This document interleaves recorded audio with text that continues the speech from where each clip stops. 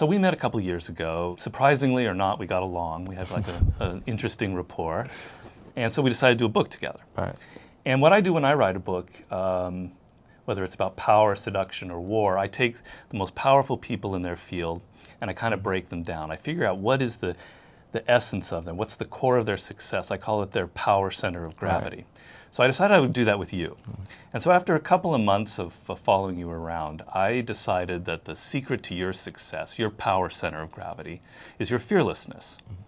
So in any kind of situation where you're interacting with people, you're the one that has less fear than they do. And that gives you like a constant strategic advantage. You're able to adapt to the situation, to take risks when other people are afraid of it. And this is, to me, the source of your power.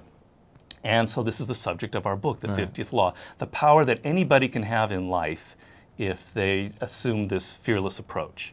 So I was wondering, were you just sort of born this way? Did you come out of the womb not crying, kind of fearless? Or did you have to develop this attitude when you were on the streets as a kid without a mother or father there? Did you have to learn how to be like that? It's absolutely something that I developed over time, because like I think I have the same emotions everyone else does. I just have a way to suppress those feelings in different circumstances and situations. I can kind of adjust.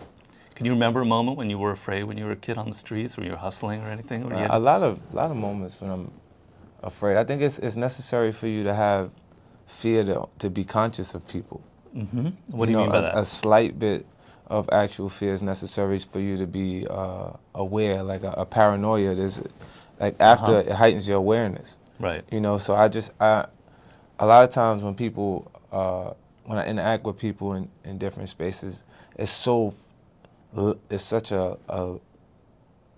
less intense than what I've had the experience prior to music, that it puts me in a space where it's really a relaxed space. So it is true, a lot of times I interact with people and they have a stronger fear factor involved in our interaction than I have, because I've been in way worse situations, to me, more dramatic spaces. So I just look at each one of the situations and kind of analyze it, or I'll use a parallel to something I've experienced in my past to make sense of the actual situation. So a lot of the decisions are kind of like gut feelings. Like the music business and entertainment in general, there's no school for it.